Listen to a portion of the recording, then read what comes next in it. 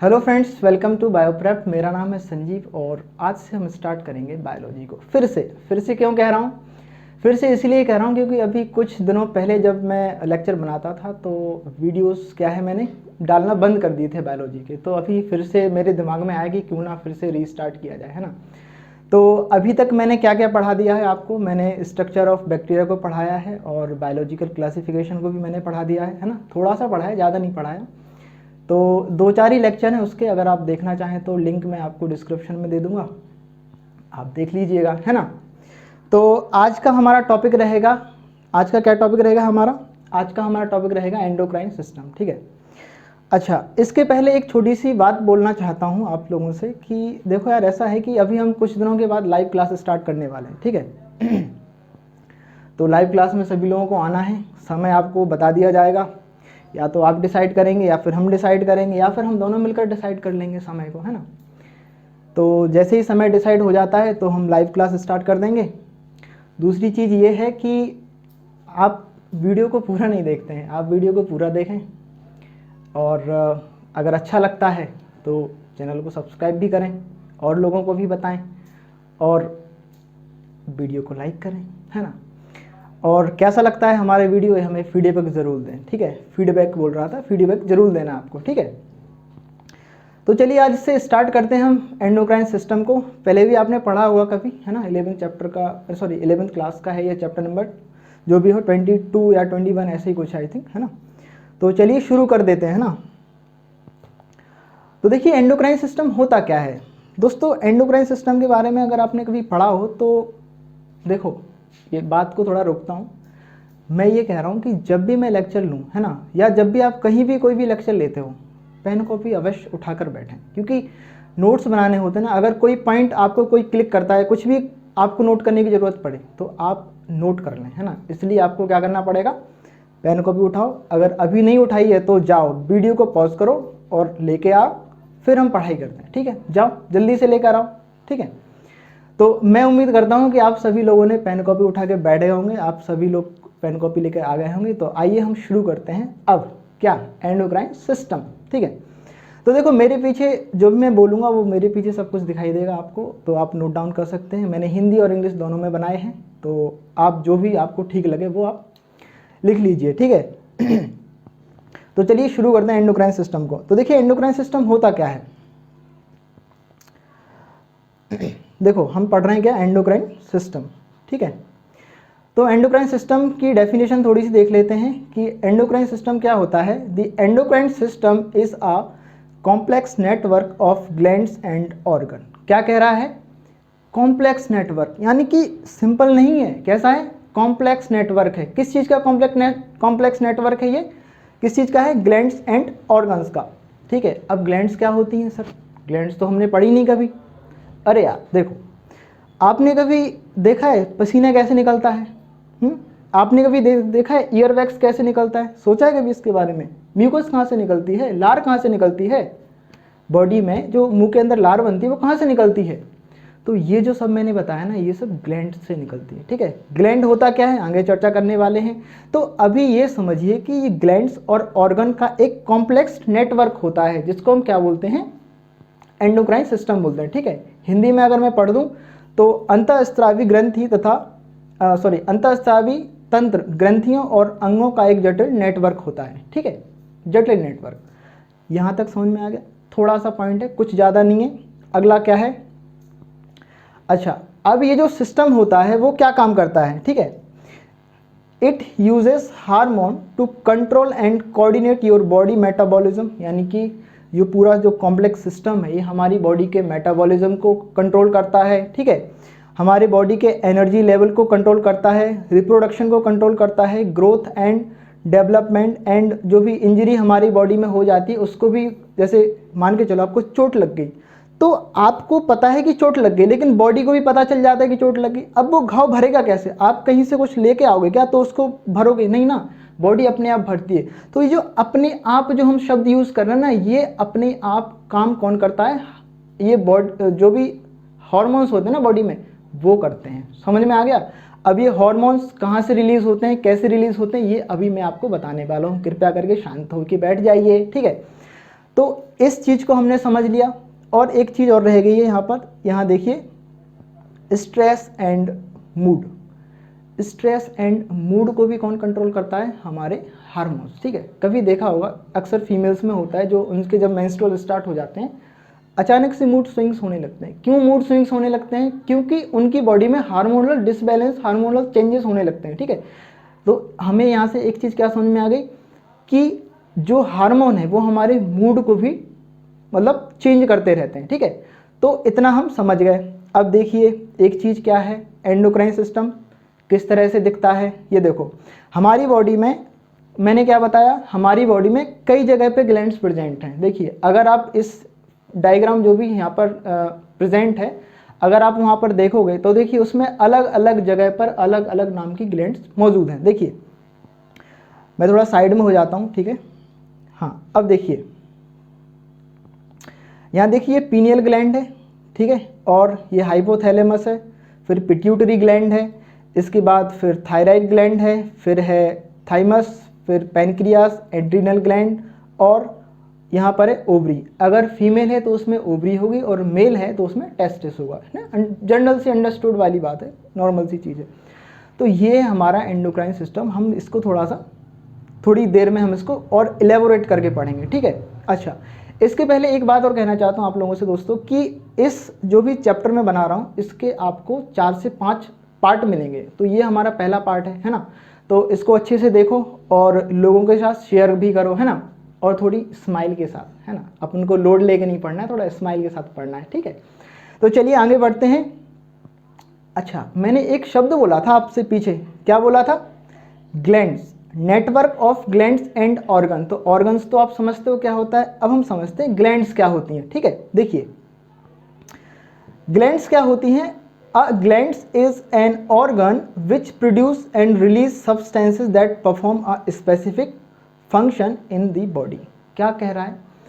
Glands एक ऐसी चीज होती है, अभी चीज ही बोलूँगा, ग्लैंड एक ऐसी चीज होती है जिसमें एक सब्सटेंस बनता है और उससे वो सब्सटेंस निकलता भी है, ठीक है। देखो जैसे कि मान के चलूँ ये कोई ए नाम की कोई ग्लैंड है, ठीक है, तो इसमें कुछ ना कुछ प्रोड्यूस हो रहा होगा।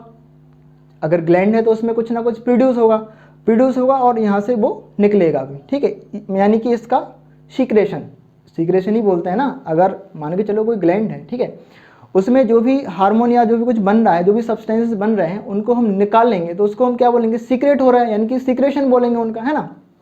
अच्छा अब देखिए एक सेकंड, हाँ अब देखिए ग्लैंड समझ में आगे क्या होती है।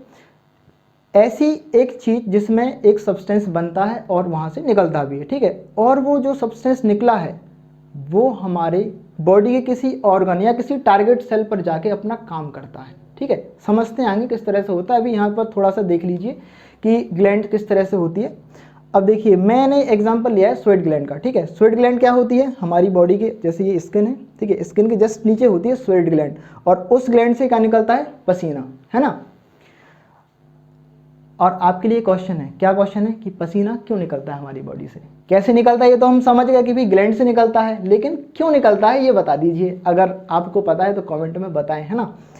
तो देखिए मैंने यहाँ पर एक डायग्राम लिया है जो कि स्किन का ही है। ये हमारी स्किन है, ठीक है, और ये देखिए ये ब्लू कलर में है एक ग्लैंड है, और ये जो मैं अंडरलाइन कर रहा हूँ ना ये वाली, ये है एक ग्लैंड, ठीक है।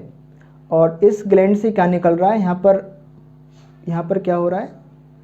प्रोड्यूस हो रहा है, ठीक है। कौन सा, क्या प्रोड्यूस हो रहा है? एक सब्सटेंस प्रोड्यूस हो रहा है जिसको हम कह रहे हैं स्वेट, और ये बाहर निकल भी रहा है। देखिए ये यहाँ से ये बाहर निकल गया, ठीक है, ये फैल गया स्किन पर, ठीक है।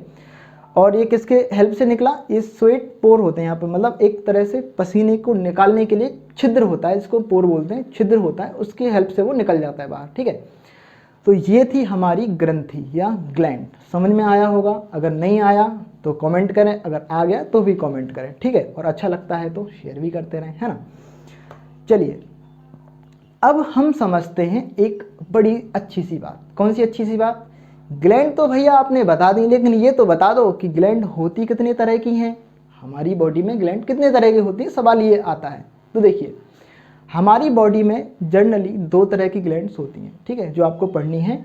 सबसे पहली ग्लैंड को हम पढ़ेंगे वो है एक्सोक्राइन ग्लैंड और दूसरी होती है एंडोक्राइन ग्लैंड। क्योंकि हम एंडोक्राइन सिस्टम पढ़ रहे हैं तो हम एंडोक्राइन सिस्टम में पढ़ेंगे एंडोक्राइन ग्लैंड्स को क्या होती हैं अभी बताते हैं, और दूसरी होती है एक्सोक्राइन ग्लैंड। ठीक है, अच्छा एंडोक्राइन ग्लैंड और एक्सोक्राइन ग्लैंड में फ़र्क क्या होता है ये थोड़ा सा बता दीजिए ना, है ना, हमको भी अच्छा लगेगा। तो चलो मैं आपको बताता हूँ क्या होती है। देखो सबसे पहले हम पढ़ेंगे एक्सोक्राइन ग्लैंड को ले लेते हैं, एंडोक्राइन को भी समझते हैं, पूरा चैप्टर एंडोक्राइन पर ही तो आराम से समझ लेंगे। पहले हम एक्सोक्राइन समझते। देखो एक्सोक्राइन ग्लैंड्स वो ग्लैंड्स होती हैं जिनमें कि कोई सब्सटेंस बना, समझना, एक ग्लैंड है, ठीक है, मान के चलो ये एक ग्लैंड है, मैंने यहाँ पर मेरे हाथ में एक ग्लैंड है, इस ग्लैंड में कोई सब्सटेंस बना, ठीक है, अब ये बन के सब्सटेंस जब बना तो बन के ये बाहर निकल गया, ठीक है, अंदर नहीं रहा, यानी कि ब्लड अगर आ रहा है तो अंदर नहीं रहेगा। मैं यहाँ पर समझाता हूँ, यहाँ देखिए आप, जैसे कि ये एक ग्लैंड है, मान के चलो, हाँ ये देखिए ये स्वेट ग्लैंड है। स्वेट ग्लैंड क्या होती है? एक्सोक्राइन ग्लैंड होती है। क्यों होती है एक्सोक्राइन ग्लैंड? क्योंकि इसके सिक्रेशन बाहर निकलते हैं, ठीक है। तो ये हमारी स्किन है ना, ये हमारी क्या है? स्किन है। तो यहाँ से जो भी सब्सटेंसेस प्रोड्यूस होके आए वो कहाँ निकलेंगे? सीधे स्किन पर आएंगे, यानी कि ये अपना सिक्रेशन कहाँ कर रही है? बाहर की तरफ कर रही है, ठीक है। एंडोक्राइन ग्लैंड ऐसा नहीं करती। एक और बात यहाँ पर समझ लीजिए कि यहाँ पर ग्लैंड खत्म हो गई, लेकिन इसके बावजूद भी ये कंटिन्यू चल रही है, यहाँ पर ऊपर आके खत्म हो रही है ना, इसको हम बोलते हैं क्या? इसको हम बोलते हैं डक्ट, ठीक है। तो ऐसी ग्लैंड्स जिनमें डक्ट होती हैं, ऐसी ग्लैंड्स जिनमें डक्ट होती हैं उनको हम बोलते हैं एक्सोक्राइन ग्लैंड। समझ में आ गया? बहुत ही सिंपल सा पॉइंट है कि ऐसी ग्लैंड्स जिनमें डक्ट्स होती हैं वो होती है हमारी एक्सोक्राइन ग्लैंड। और इसके अपोजिट में अगर हम बात करें कि ऐसी ग्लैंड्स जिसमें डक्ट नहीं होती, दे आर डक्टलेस, कौन सी ग्लैंड होगी वो? आप कमेंट करके बताएं, मैं बता देता हूँ। चलिए, वो होती है एंडोक्राइन ग्लैंड, ठीक है। तो एंडोक्राइन ग्लैंड का जो भी सब्सटेंसेस होंगे, जो भी हार्मोन्स होंगे, वो कहाँ जाएंगे? सीधे ब्लड में जाएंगे, ठीक है। अभी हम समझते हैं कैसे जाएंगे। अभी थोड़ा सा एक डायग्राम समझ लीजिए। देखिए ये है एंडोक्राइन ग्लैंड, ठीक है, आप मेरे पीछे देख पा रहे होंगे, ये है एंडोक्राइन ग्लैंड। और एंडोक्राइन ग्लैंड में क्या होता है? ये देखिए, ये एंडोक्राइन ग्लैंड की सेल्स हैं, ठीक है, ये येलो येलो दिखाई दे रही होंगी, ये सेल्स हैं। इन सेल्स से क्या निकलता है? हार्मोन प्रोड्यूस होते हैं यहाँ पर, ठीक है। और प्रोड्यूस होकर कहाँ जाते हैं? ये सीधे ब्लड में जाते हैं। कहाँ जाएंगे? ब्लड में, ठीक है। समझ में आ गया? ये सीधे कहाँ जाएंगे? ब्लड में। जबकि एक्सोक्राइन ग्लैंड का जो भी सब्सटेंसेस होगा, एक्सोक्राइन ग्लैंड से मान के चलो ये जो ग्लैंड है वो क्या प्रोड्यूस कर रही है? हमारी लार को बना रही है, ठीक है। तो इसने ये लार बना दी, अब लार कहाँ जाएगी? सीधी मुंह में जाएगी, यानी कि हमारे बक्कल कैविटी में आएगी, ठीक है। तो ये है हमारी एक्सोक्राइन ग्लैंड, यानी कि एक्सोक्राइन ग्लैंड के जो भी सब्सटेंसेस होंगे वो निकलेंगे सीधे बाहर, यानी कि बॉडी के अंदर ही रहेंगे, लेकिन वो एक तरह से स्किन पर रहेंगे, ठीक है, एपिडर्मिस पर रहेंगे, ठीक है। और जो एंडोक्राइन ग्लैंड है उसके सब्सटेंसेस या उसके जो हार्मोन्स होंगे या उसका जो प्रोडक्ट होगा वो कहाँ पर जाके निकलेगा? ब्लड में जाएगा। और ब्लड में कहाँ जाएगा? टारगेट सेल पर जाएगा। अभी समझते हैं टारगेट सेल क्या होती है, ठीक है। इतना समझ में आ गया? अगर आपको एक्सोक्राइन ग्लैंड के एग्जाम्पल देखने हैं तो देखिए मैं देता हूँ, sweat gland and lymph nodes, ठीक है। चलो आगे बढ़ें। अरे बोलो ना, बढ़ें। चलो अब हमारा पॉइंट यहाँ पर आता है कि भैया हार्मोन क्या होता है? हार्मोन तो बता दो। आपने बता दिया चलो भैया कि एंडोक्राइन ग्लैंड से निकलता है हार्मोन, लेकिन ये होता भी क्या है ये तो बताओ। तो आप मेरे पीछे देखो, क्या दिखाई दे रहा है आपको? एक स्ट्रक्चर दिखाई दे रहा है, ठीक है, जो कि किसका है? हार्मोन का है, ठीक है। अब देखो हम 2 पॉइंट समझने वाले हैं यहाँ पर। पहला ये है पॉइंट कि हार्मोन क्या होता है, ठीक है। पहला पॉइंट क्या है? पहला पॉइंट है कि व्हाट इज हार्मोन, भैया हार्मोन होते क्या हैं ये तो बता दो। और दूसरा है where are they secreted from, यानी कि निकलते कहाँ से, इनका ओरिजिन कहाँ से हो रहा है ना।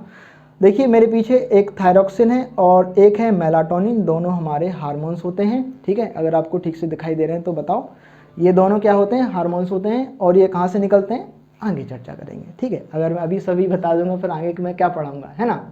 तो देखिए, अच्छा हार्मोन क्या होते हैं? हार्मोन क्या होते हैं? देखिए ये हमारा आज का पॉइंट कि हमारे हार्मोन होते क्या हैं। तो अब हम इसको पढ़ लेते हैं कि क्या लिखा है। देखिए, हार्मोन आर केमिकल मैसेंजर्स, यानी कि हम हार्मोन को केमिकल मैसेंजर्स भी कहते हैं, याद रखना, ठीक है। That are secreted directly into the blood. जैसे मैंने भी बताया था कि अगर एंडोक्राइन ग्लैंड है, अब ध्यान रखना हार्मोन सिर्फ एंडोक्राइन ग्लैंड से ही निकलेंगे। ये एकदम पत्थर की लकीर समझ लो इसको कि हार्मोन कहाँ से निकलेंगे, एंडोक्राइन ग्लैंड से ही निकलेंगे। या मैं इसको अगर मॉडिफाई करके बोल दूंगा तो एंडोक्राइन ग्लैंड के प्रोडक्ट जो होते हैं वो कहलाते हैं हार्मोन।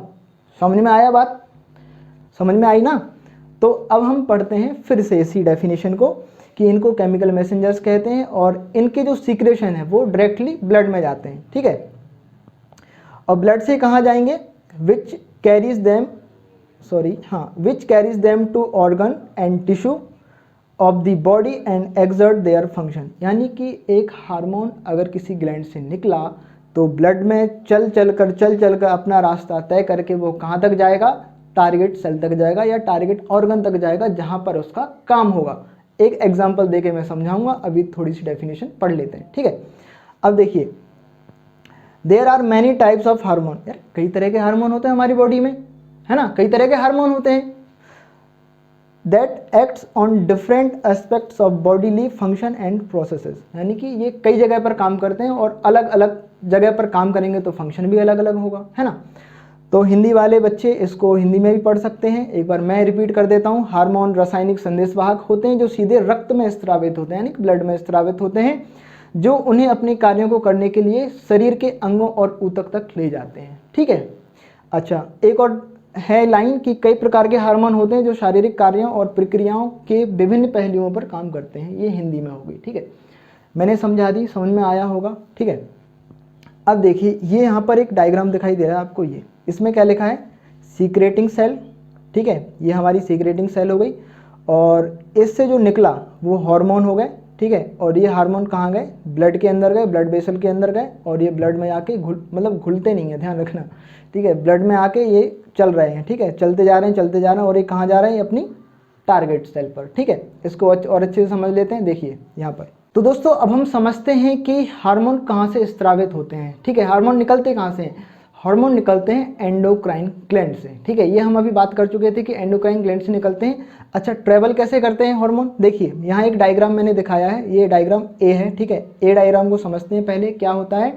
यहाँ पर देखिए एक सीक्रेटिंग सेल्स है। सीक्रेटिंग सेल्स हम मान सकते हैं कि ये एंडोक्राइन ग्लैंड होगी, ठीक है। देखो मैंने लिखा है यहाँ पर एंडोक्राइन ग्लैंड, ठीक है। इस एंडोक्राइन ग्लैंड के जो भी प्रोडक्ट होंगे, क्या होंगे प्रोडक्ट, हार्मोन। ये बैगनी कलर से आपको दिखाई दे रहे हैं, ये हार्मोन ब्लड वेसल में गए। ये जो रेड कलर की है ना, ये है ब्लड वेसल, देखिए यहाँ पर लिखा है ब्लड वेसल। तो ये हार्मोन ब्लड वेसल में जाते हैं, ठीक है, और ट्रेवल करते रहते हैं। कब तक ट्रेवल करते हैं, जब तक कि कोई टारगेट सेल इनको रिसीव ना कर ले, ठीक है। अब आप बोलोगे कि टारगेट सेल ही क्यों रिसीव करेगी, देखो टारगेट सेल में ये पावर होती है कि वो कोई भी हार्मोन हो, कोई भी हार्मोन नहीं, मतलब एक स्पेसिफिक हार्मोन होता है, उसको ये रिसीव करती है टारगेट सेल, ठीक है। अगर टारगेट सेल क्या है, कई तरह की होती है हमारी बॉडी में, टारगेट सेल कई तरह की होती है क्योंकि हार्मोन्स भी कई तरह के होते हैं, तो हर एक हार्मोन के लिए अलग अलग टारगेट सेल होगी, ठीक है। तो जो सेल रिसीव करेगी, कौन सी सेल रिसीव करेगी हार्मोन को, टारगेट सेल वाली ही सेल हार्मोन को रिसीव करेगी और जब हार्मोन को जब रिसीव कर लेगी तो फर्दर आगे जो भी काम होना होगा वो होता रहेगा, ठीक है। तो टारगेट सेल होती है ये, ठीक है। और ये क्या होते हैं, स्पेसिफिक रिसेप्टर होते हैं, ठीक है। हमारी बॉडी में जहाँ भी ऑर्गन होते हैं, जहाँ पर भी हार्मोन को काम करना होता है, वहाँ पर एक स्पेसिफिक रिसेप्टर होता है, ठीक है। आप ये समझ लीजिए, ये रिसेप्टर वो होते हैं जैसे आपका एक बड़ा सा घर है और आपके घर के बाहर आपने क्या बिठा रखा है, एक चौकीदार बिठा रखा है देखभाल करने के लिए, ठीक है। जब कोई भी अपरिचित व्यक्ति आपके पास आएगा या आपके घर में आएगा तो सबसे पहले वो कहाँ रुकेगा, उस बड़े से गेट या उस दरवाजे पर रुकेगा और पूछेगा भाई साहब अंदर हैं क्या, ठीक है। तो वो चौकीदार आपसे क्या पूछेगा, भाई आप कौन हो, है ना, आप कौन हो, आप क्यों पूछ रहे हो भाई साहब के बारे में। तो वो आपको बताएगा कि यार देखो मैं उनसे उनका दोस्त हूँ, ठीक है, या जो भी रिश्तेदार हो, तो मैं उनके पास आया हूँ। तो आपने क्या बताई, आपकी पहचान बता दी, ठीक है। इसी तरह से हार्मोन भी अपनी पहचान बताता है कि भाई देखो यार हम क्या है, ग्रोथ हार्मोन है, हमको जाना है वहाँ पर टारगेट सेल पर जाना है, ठीक है। तो ये रिसीविंग जो सेल है या जो रिसेप्टर है वो वहाँ तक इस हार्मोन को पहुँचा देते हैं। इतनी सी बात थी, समझ में आ गया होगी आई थिंक, है ना। अच्छा, जो डायग्राम बी है इसमें क्या है, इसमें मैंने फिर से वही एंडोक्राइन और एक्सोक्राइन ग्लैंड को समझाया है। एक बार फिर से एंडोक्राइन ग्लैंड के ब्लड फ्लो को देख लेते हैं कि देखिए एंडोक्राइन ग्लैंड में ये ग्लैंड्स की सेल्स हैं, ठीक है, ये जो येलो येलो कलर की हैं ये सेल्स हैं, और ये जो वाइट वाइट कलर का बह रहा है इसमें ये हार्मोन है, और ये है ये रेड, अगर आप देखोगे रेड वाली, ठीक है, इस डायग्राम को देखना है, अगर ये रेड वाला देख रहे हो तो ये है पूरा ब्लड फ्लो, ठीक है। तो ब्लड फ्लो में क्या होता है, यहाँ से हार्मोन निकला, कहाँ से, सेल से हार्मोन निकलता है और सीधा जाता है ब्लड फ्लो के अंदर, ठीक है, ब्लड फ्लो के अंदर जाएगा, फिर टारगेट सेल तक पहुँचा दिया जाएगा, ठीक है। अच्छा, इतना समझ में आया। अब हम बात करते हैं इंपॉर्टेंस ऑफ हार्मोन की। भाई हार्मोन्स इंपॉर्टेंट क्यों होते हैं, क्यों इंपॉर्टेंट है हार्मोन हमारी बॉडी में? तो देखो, भूख प्यास हमें लगती है, ठीक है, हमारी बॉडी का मेटाबॉलिज्म जो होता है, मूड स्विंग्स होते हैं, टेम्परेचर मेंटेन रखना है, कितना सारा काम है, ये कौन संभालता है? ये हमारे हार्मोन्स ही तो संभालते हैं, ठीक है, ये हमारे कौन संभालते हैं? हार्मोन, ठीक है। अब देखो, अगर किसी हार्मोन ने काम करना बंद कर दिया तो कसम से कह रहा हूँ ठंडे पड़ जाओगे। क्यों? अरे यार, टेम्परेचर आपका डाउन हो जाएगा, टेम्परेचर को मेंटेन कौन करेगा? हार्मोन ही मेंटेन करेगा ना। तो देखिए, मजाक था, सीरियस मत लीजिए, ठीक है। देखिए, हार्मोन्स की इंपॉर्टेंस को समझते हैं। सबसे पहला पॉइंट है डेवलपमेंट एंड ग्रोथ, यानी कि ये ग्रोथ एंड डेवलपमेंट में भी हेल्प करता है। मान के चलो, कोई एक व्यक्ति है बचपन में, यानी कि वो, ये समझ लो 10 साल का है, ठीक है, 10 साल का कोई एक बच्चा है, उसकी बॉडी में हार्मोन बन रहे हैं। कौन से हार्मोन बन रहे हैं? ग्रोथ हार्मोन बन रहे हैं, लेकिन वो बढ़ नहीं पा रहा है। वो क्या नहीं हो पा रहा है? बढ़ नहीं पा रहे, यानी कि बन तो रहे हैं लेकिन जितनी ज़रूरत है उससे भी कम अमाउंट में बन रहे हैं, ठीक है। अगर आपको इसका एग्जाम्पल देखना हो तो आप सर्च करना वर्ल्ड स्मॉलेस्ट गर्ल, ठीक है, ज्योति नाम आएगा। ज्योति की हाइट कितनी है आपको पता है? बॉटल है, ये बॉटल से थोड़ी सी मान लो, इतनी, बस इतनी सी, इतनी बड़ी हाइट है बस उसकी, बड़ी का छोटी ही कहेंगे, ठीक है, इतनी छोटी हाइट है उसकी। एक लड़की है बाकायदा, ठीक है, आप देखिए, गूगल करिए, आपको दिखाई देगी, ठीक है। और जब भी हम ग्रोथ हार्मोन पढ़ेंगे तो मैं तो बताऊंगा ही कि वो कौन थी। और खली के बारे में सुना है आपने? खली, दी ग्रेट खली, उनकी बॉडी में क्या हुआ है, हार्मोन का जो ग्रोथ हार्मोन थे वो थोड़े से ज़्यादा रिलीज हो गए, तो वो थोड़े बड़े विशालकाय हो गए, ठीक है। अब आगे बढ़ते हैं, 2 एग्जाम्पल दे दिए मैंने, ठीक है। अब आगे बढ़ते हैं, हार्मोन्स की इंपॉर्टेंस पढ़ रहे हैं, ध्यान रखिए। Metabolism and food, metabolism of food items, यानी कि जो हम फूड खाते हैं उसके मेटाबॉलिज्म में भी हेल्प करते हैं हार्मोन। और sexual function and reproductive growth. Reproductive growth क्या होती है भैया? ये तो देखो, रिप्रोडक्टिव ग्रोथ क्या होती है, हमारी बॉडी में जब हम पैदा होते हैं उसी टाइम से हमारे पास रिप्रोडक्टिव ऑर्गन तो होते हैं, लेकिन वो एक्टिवेट नहीं होते। एक्टिवेट कब होंगे? एक उम्र में एक्टिवेट होंगे, ठीक है, जिसको हम कौन सी उम्र बोलते हैं पता है आपको? किशोरावस्था बोलते हैं हिंदी में, ठीक है, एडोलेसेंस स्टेज बोलते हैं जिसको। उस टाइम पर क्या होता है, बहुत से चेंजेस हमारी बॉडी में चल रहे होते हैं, ठीक है। और उन्हीं चेंजेस में से एक चेंजेस होता है कि हमारे जो सेक्सुअल ऑर्गन है वो डेवलप हो रहे होते हैं। और क्यों डेवलप होते हैं? क्योंकि वहाँ पर हमें हार्मोन रिलीज होता है हमारी बॉडी से, ठीक है, तो हमें हार्मोन मिल रहे होते हैं, तो इस वजह से वो डेवलप कर रहे होते हैं, ठीक है। इतना समझ में आया? तो रिप्रोडक्टिव हेल्थ भी हमारी, जो रिप्रोडक्टिव ग्रोथ है वो भी हमारी किससे होती है? हार्मोन के थ्रू होती है, ठीक है। इसके बाद cognitive function and mood swings. Mood भी हमारे कौन बनाता है? हार्मोन्स ही तो बनाते हैं, ठीक है। जैसे अभी मैंने एग्जांपल दिया था किसका? मेंस्ट्रुअल साइकिल का, ठीक है। इसके बाद टेम्परेचर एंड थ्रस्ट, यानी कि भूख प्यास और जो शरीर का तापमान है वो भी हमारे कौन कंट्रोल करता है? तो वो हमारे रेगुलेट या कंट्रोल करता है हार्मोन्स, ठीक है। अच्छा, हिंदी वाले बच्चे हिंदी में पढ़ सकते हैं, ये देख लीजिए पीछे, ठीक है। आप देखो, मैं हटता हूँ जब भी, तो आप क्या किया करो, आप वीडियो को पॉज किया करो और लिखना है तो लिख लो और पढ़ना है तो पढ़ लो और बाकी की प्ले करके आगे बढ़ो, ठीक है। अच्छा, अब हम एक बात समझेंगे कि हार्मोन कहाँ से स्रावित होती है, ये हमने समझ लिया। अब हार्मोन के बारे में 2 पॉइंट नोट कर लीजिए। पहला पॉइंट ये है कि हार्मोन जो होता है ना वो बहुत कम अमाउंट में निकलता है, बहुत मिनिमम अमाउंट में निकलता है हार्मोन। अगर हार्मोन मिनिमम अमाउंट में निकल रहा है और उससे भी कम अमाउंट में निकले, यानी मिनिमम से भी मिनिमम, तो यार समझ लीजिए हार्मोन कम बन रहा है आपकी बॉडी में और एक रोग बन जाता है आपकी बॉडी में, ठीक है। आप रोग ग्रसित हो जाते हो, ठीक है। यानी कि अगर कम हार्मोन निकलता है तो इसका मतलब ये है कि आप में कोई रोग हो सकता है, ठीक है। उसी प्रकार अगर ज़्यादा भी निकले तो भी रोग हो सकता है, ठीक है। देखिए डेफिनेशन पढ़ लीजिए थोड़ी सी। These organs secrete hormone in microscopic amount। कौन से ऑर्गन भैया माइक्रोस्कोपिक अमाउंट में सीक्रेट कर रहे हैं हॉर्मोन्स को? ग्लैंड। कौन सी ग्लैंड? एंडोक्राइन ग्लैंड, ठीक है। It takes only very small amount to bring about major change in the body, यानी कि मैंने क्या बताया, बिल्कुल छोटे से अमाउंट में रिलीज होते हैं लेकिन ये ड्रास्टिक चेंज लाते हैं बॉडी में, बहुत बड़ा चेंजेस ला देते हैं बॉडी में, ठीक है। अच्छा अब देखिए अगला पॉइंट है, even a slight excess of amount secretion can lead to disease state. अभी मैंने बताया कि अगर कम अमाउंट में रिलीज होगा, मतलब जितना कम होना चाहिए वो ठीक है, लेकिन उससे भी कम होगा तो आपको डिजीज स्टेट में आप आ जाओगे, ठीक है। मेरे पीछे आप देखिए एंडोक्राइन सिस्टम दिखाई दे रहा होगा, ठीक है, एक मेल फीमेल बना है और दोनों की बॉडी के जो एंडोक्राइन सिस्टम है, जो एंडोक्राइन ग्लैंड है वो दिखाई दे रहे होंगे आपको, ठीक है। चलिए अब मैं बताता हूँ कि एंडोक्राइन ग्लैंड्स होती क्या है, कितनी एंडोक्राइन ग्लैंड हमारी बॉडी में होती हैं और कहाँ कहाँ होती हैं, ठीक है। इनके बारे में हम चर्चा करते हैं थोड़ी सी, और इनको हम डिटेल में कब समझेंगे, अगला जो पार्ट आएगा। अभी क्या है थोड़ा लंबा हो चुका है, तो अगला पार्ट में हम समझ लेंगे, ठीक है, अगले पार्ट में हम उसको समझ लेंगे। चलिए अंतःस्रावी ग्रंथियाँ या एंडोक्राइन ग्लैंड होती क्या है और कितनी होती हैं। देखिए ऊपर वाले दोनों पॉइंट मैंने आपको समझा दिए हैं, ठीक है। अब मैं सीधा आता हूँ नाम बताऊंगा आपको, ठीक है, नेम बताऊंगा। तो सबसे पहले ही होती है पिट्यूटरी ग्लैंड, ठीक है, पिट्यूटरी ग्लैंड, और फिर होती है पीनियल ग्लैंड, थायराइड, थाइमस, पेनिक्रियास, हाँ एक ग्लैंड और रहेगी कौन सी, हाइपोथैलेमस, ठीक है।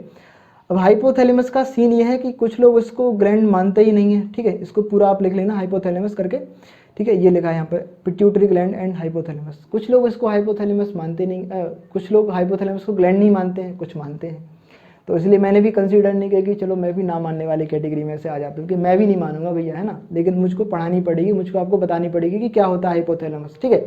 अच्छा कंटिन्यू चलते हैं, फिर आते हैं एड्रिनल ग्लैंड, टेस्टिस और ओवरी। टेस्टिस कब होगा, टेस्टिस जब हम मेल बॉडी की बात करेंगे, और फीमेल बॉडी की अगर हम बात करेंगे तो वहाँ होगा ओवरी। प्लेसेंटा भी किसी किसी केस में हम एंडोक्राइन ग्लैंड कंसीडर करते हैं, कब, जब फीमेल प्रेग्नेंट होती है, ठीक है। आइए देखते हैं अब इनके लोकेशन को। अच्छा एक बार आप देख लीजिए प्रॉपर।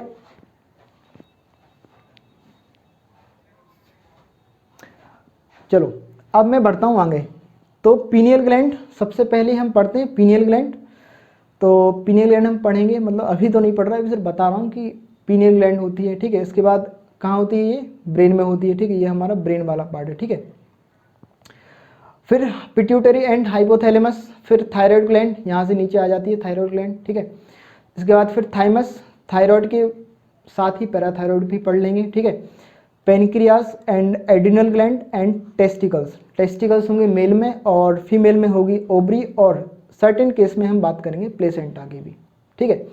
तो इतनी सी ग्लैंड्स हमको पढ़नी है, समझ में आ रहा, इतनी सी ग्लैंड्स हमको पढ़नी है, ठीक है।